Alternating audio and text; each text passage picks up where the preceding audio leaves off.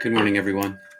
A little late in getting here. Taking off my half gloves here. I usually wear these half gloves, keep my hands warm because of that frostbite thing.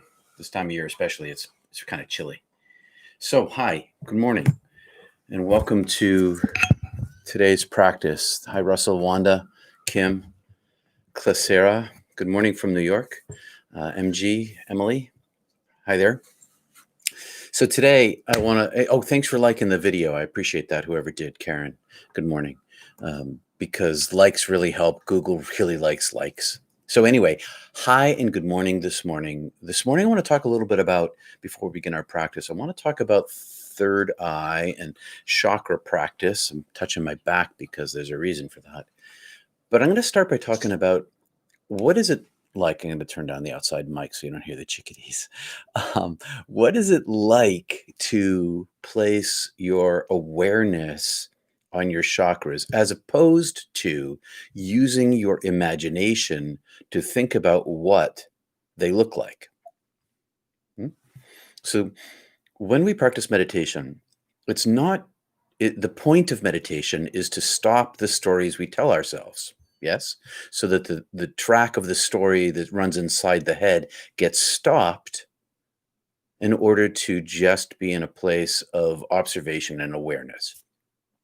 If you're using your imagination, say for instance, to imagine your third eye, okay, if you're using your imagination to imagine your third eye, that's thinking. And what meditation is trying to do is stop thinking. So instead of trying to use your imagination to envision the third eye or envision the throat chakra or the heart chakra, merely placing your awareness on it with focus is enough. You can use your imagination. There's no rule against using your imagination, but it's one more thinking thing that you're going to have to eventually overcome in your practice. Better to begin with placing your awareness rather than your imagination, so you don't have to go back and kind of unlearn. Because meditation is a practice of unlearning. And what we're doing is we're unlearning the stories we tell ourselves. So I'm going to ask you a question. Are you the same person you were when you were 6 years old? Are you thinking the same thoughts about your self-awareness when you were 9 or 19 or 29 or 39? Are the stories you tell yourself inside your head the same stories defining who you are for your whole life? And the answer, of course, is no, it's not. So the stories we tell ourselves always make us think that this is who we've always been. I'm always this person, but that's not true. The stories always change, and they're always located in the present time. A couple years in the past, a couple years in the future, as we're thinking about ourselves. But the stories themselves that define who we are never true. They're the stories that tell ourselves that we are this person when actually we've never been the same person for our whole lives. I'm a very different person than I was when I was 6 or 16 or 36. But my story that I tell myself about who I am always reassures me that, oh yeah, I'm always this person, but that's just not true. And so the practice of meditation is to stop that story. And if you're using your imagination in the process of meditation, you're still thinking. And if you're still thinking, you're kind of getting in your own way, because the whole idea is to eliminate the story we tell ourselves in order to die the little death, to eliminate the false self, in order to be present to the presence of God.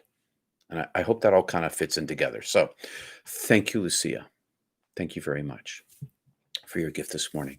When you focus on your third eye, so today we're going to focus on our third eyes to begin with. And I'm going to leave my awareness on my third eye, on my inward breath and on my outward breath.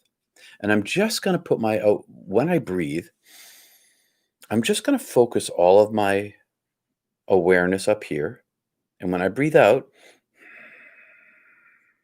I'm going to leave my focus here. I'm not going to imagine the third eye. I'm not going to look for the star or the color or any of those other things.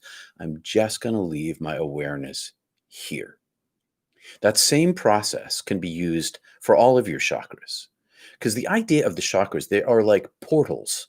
They're like trap doors that open, and we can link them together, and they not only link down in a vertical and form, they also extend out, but that's something that comes later on. So to begin with, they're little tiny things, and we just put our attention there. So today we're going to just put our attention here and focus here as we breathe in, our mantra, our prayer, and as we breathe out, just let your awareness stay there. And if it's giving you a headache, it's because probably you're putting too much muscle effort into it. Just relax. Just relax and hold it very gently there. It's not about grasping, it's about a very gentle holding of it. All right, so I hope that helps. If you have any questions, would you differentiate awareness from imagination? That's what I'm talking about. Yes. Awareness is different than imagination. Awareness is like when I'm aware of my fingertip, I'm not imagining my fingertip. I'm not imagining the feeling in my fingertip. I'm simply putting my mind on my fingertip and feeling it. That's what I'm talking about. So you don't need to imagine your chakras. Now, let me ask you this question. If your chakras are real, which they are, if your chakras are real, why would you have to imagine them? You don't have to imagine your fingertip. That's a real thing. You don't need to imagine feeling the tip of your finger. You feel that merely by placing your awareness on it. Now, you may not be aware that your chakras are real. And I didn't know that when I began. When I began this practice 40 years ago, I took a chance. I had read that the chakras were real. I had read that if I put my awareness on my chakras, I will eventually see them, find them, become aware of them, feel them. I didn't know that. I believed those who went before me, the teachers, Paramahansa Yogananda in particular. Turns out he was right. Turns out if you put your awareness on your chakras and not your imagination, they become apparent. Teresa of Avila, she talked a lot about using your imagination or not using your imagination. So women in her convent were using candles to stare at the candle. You can do that. Stare at a candle. You can stare at an icon. You can use your imagination, and all those are fine. They're not wrong. They're just sort of not the highest best. The highest best is to stop all thinking, and imagination is thinking. So you want to move to the place where you're not using your brain to consider what they are, to imagine what they are. You simply place your mind on it. And a way to practice this, okay? You can practice this without your chakras. You can practice this with pain, okay? So one of the great things about meditation on a biological level is if you have a pain in your back or a pain in your knee, if you focus your awareness and your breath on the pain itself, you get to rise above the pain. The pain's still there, but you get to separate from it. I did this during my heart attack in 2015 in the ambulance. You may know that story. You may not know that story. But the thing about it is that it works. And if you practice with pain for a week, just a week, looking at pain, just looking at the pain and not thinking about the pain, just putting your awareness on the pain, you'll find, because everybody does, that you'll be able to rise above it. It's the same kind, but as soon as you stop your meditation, the pain comes back sharply. It feels sharply. The same is true for awareness of your chakras. You just place your awareness on them, not imagining what they are. You don't need to imagine their colors. You don't need to know their names. You don't need to know anything about them. You just put your mind on them. Thank you very much, Wendy. Good morning from North Carolina. Hi, Sheila. I've been on 2 10-day Vipassana silent meditation courses. This fits with what they taught there, also served on one. Nice. Nice, very good. If you're gonna move to other chakras, and I always move to other chakras in my meditation practice, I go from here down my spine. I go down my spine, chakra by chakra, and I just stop with my awareness, and I continue breathing. I stop with my awareness on my throat, and then I stop with my awareness on my heart, and I continue breathing, and I stop with my awareness on each one of my chakras all the way down. And of course, the throat chakra is here, and the heart chakra is here, and the third chakra is on the back side of your belly button, basically. And your second chakra is just an inch or two below that, and your first chakra is right at your coccyx. And you can run right up your spine, one after the other, and all the way down. And you can link them in a whole bunch of ways. All right, I'm going to get way off. I'm going to go get way off track here. Yeah, it's similar to transcendental meditation. That is true because centering prayer practice, which is the form that I came out of originally, with Thomas Keating at St. Joseph's Abbey and Spencer near Worcester, Massachusetts, which is where I'm from. I'm from that area.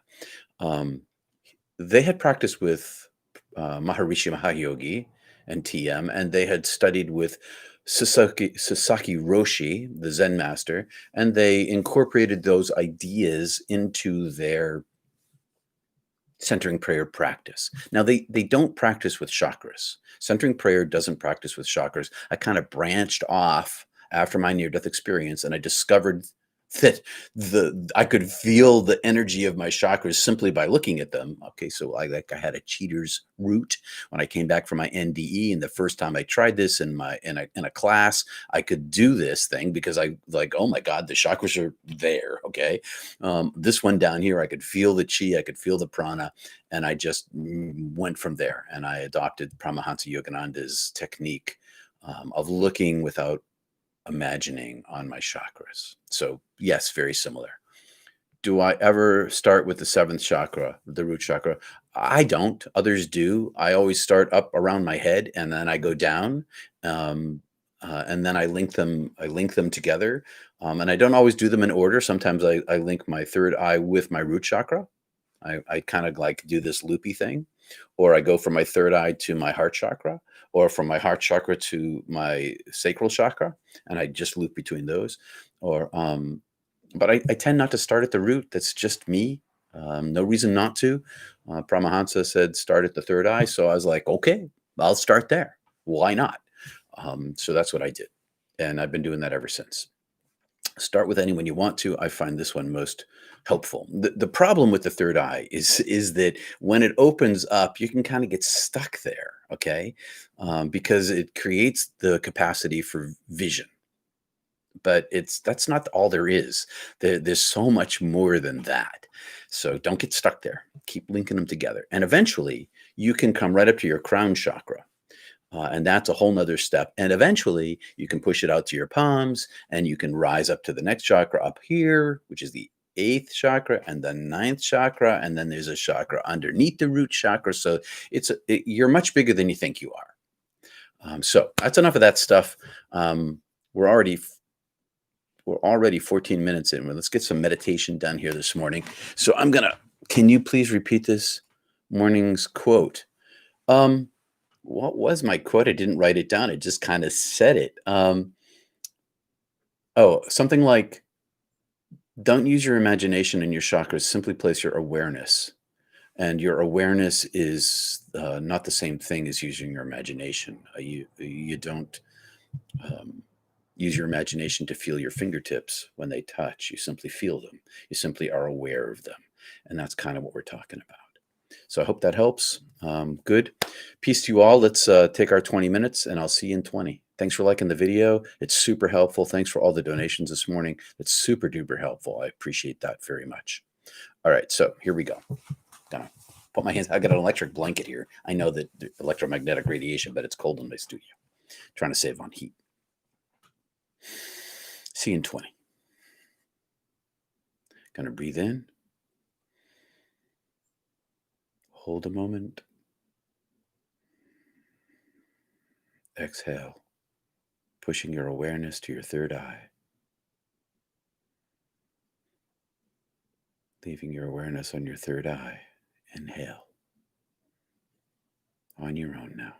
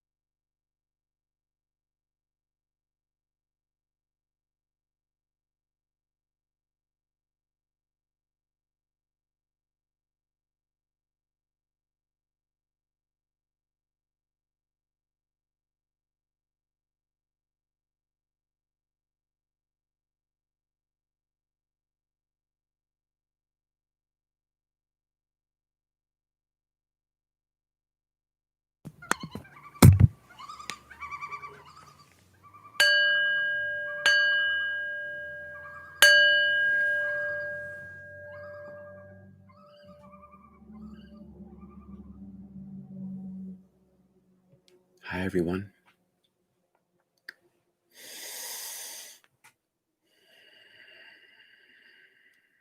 I hope your meditation went well. Today, in my meditation, I got to the place of almost no breath for a little while. And then my mind wandered. I thought, no breath. And I had to go back to my mantra, to my prayer, and begin again. That's the nature of it. Always return back to your mantra and your prayer. Don't try to chase the thoughts away. Just return to your prayer. Place your focus on your third eye to start. So thanks for coming this morning, everyone. I appreciate that you're here. Thanks again for all the help that you give through Super Chat. I appreciate that very much. I will see you all on Wednesday, if not sooner, around Facebook and YouTube. So peace and love, everyone. Until next time. Thanks for coming. Tell your friends. Like the video. Subscribe. Peace and love. You're welcome. Thanks, Charles. Thanks. Appreciate it. May you all have a very good day or evening, depending upon where you are in the world. Namaste.